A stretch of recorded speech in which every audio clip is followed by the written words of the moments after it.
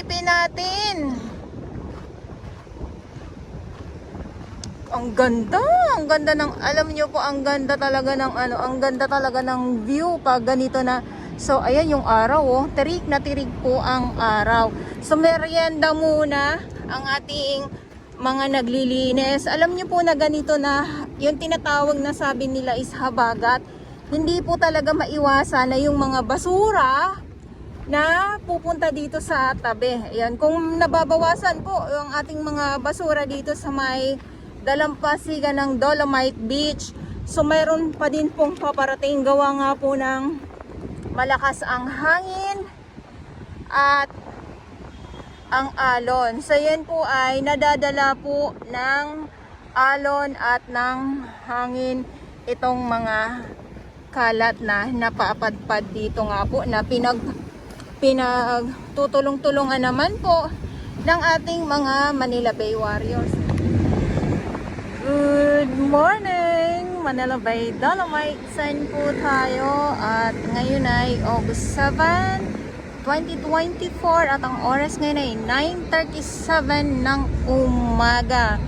Tirik na tirik ang araw, kaya napakaganda ng kalangitan at yung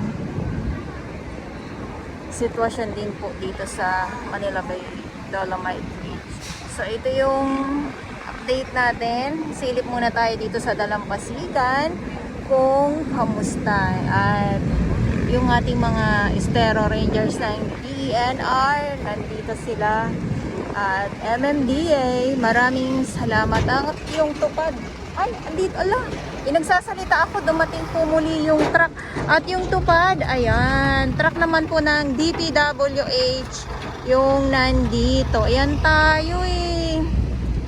Good morning po sa inyong lahat. At sa mga baguhan, yes, welcome sa channel ni Miss Jelani Dora Bells. Mahalin niyo po ako ng buong buo. Yun ay hindi galing sa ilong ng Maisingan. Gather sa buwan, yung ating mga pulis na nagbabantay dito at yung ating mga security guard.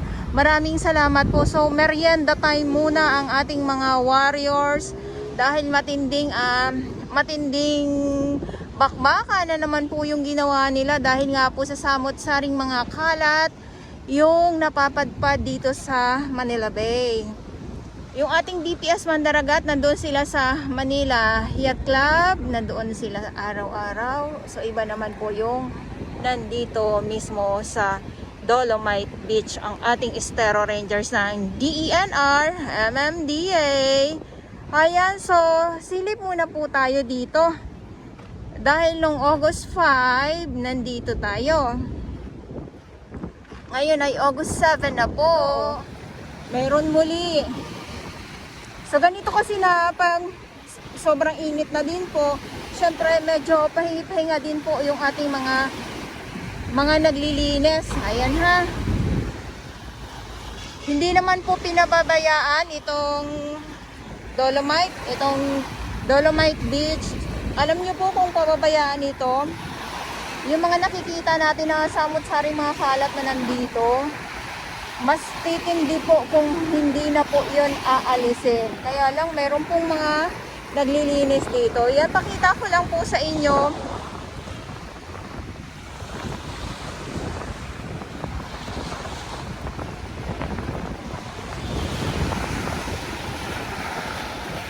Ayan o, eto muli yung kung nahakot na kanina, eto naman yung papalit kasi may mga lumulutang-lutang pa din po.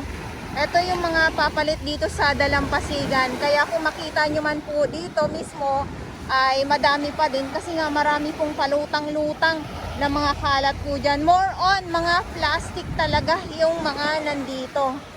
Ayan o. So truck ng MMDA muli dumating. Ang bilis. Ayan. So dito muna tayo. Silip muna tayo. Punta tayo gawa ng yung truck ng DPWH at ng MMDA po ay dumating. Ayan.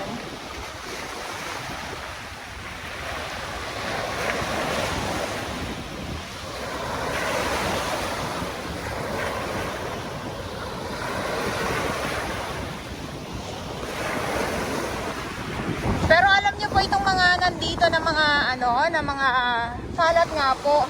Madali po itong linisin or alisin, buhatin ng ating mga naglilinis. Alam niyo po kung bakit? Kasi more on mga mga plastic. Mayroong mga kahoy. At yung mga kahoy naman po yan is pwede pang gatong. Diba?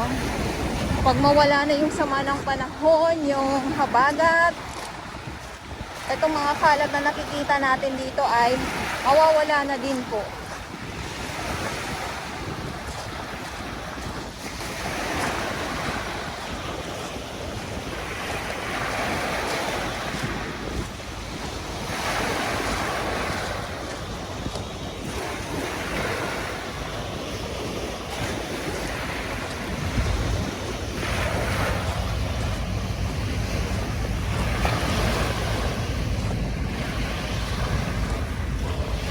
Ikot ko lang po kayo para makita niyo yan. Diyan tayo galing.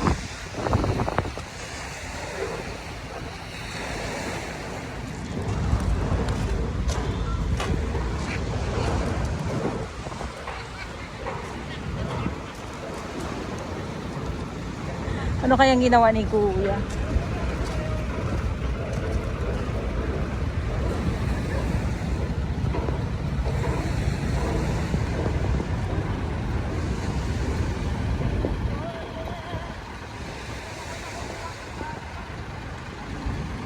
Grabe ah.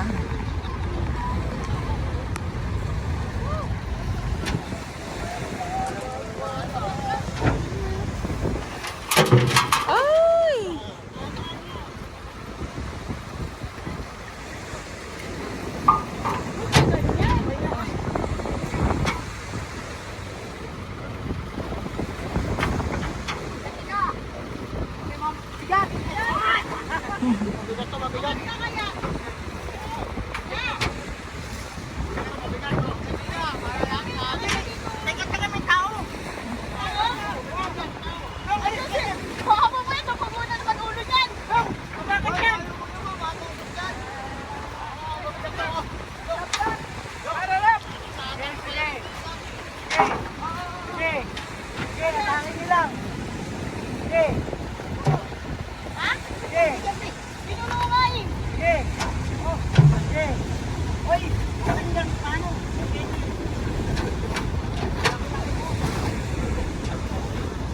Ayos. Ala, ay.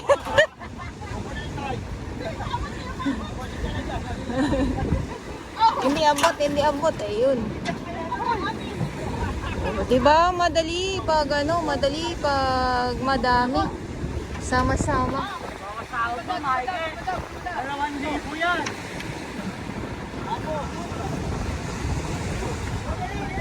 Uy! Uy! Uy! Uy! Uy! Uy! Araw-araw sipag lang! Sipag lang! Abante! Abante!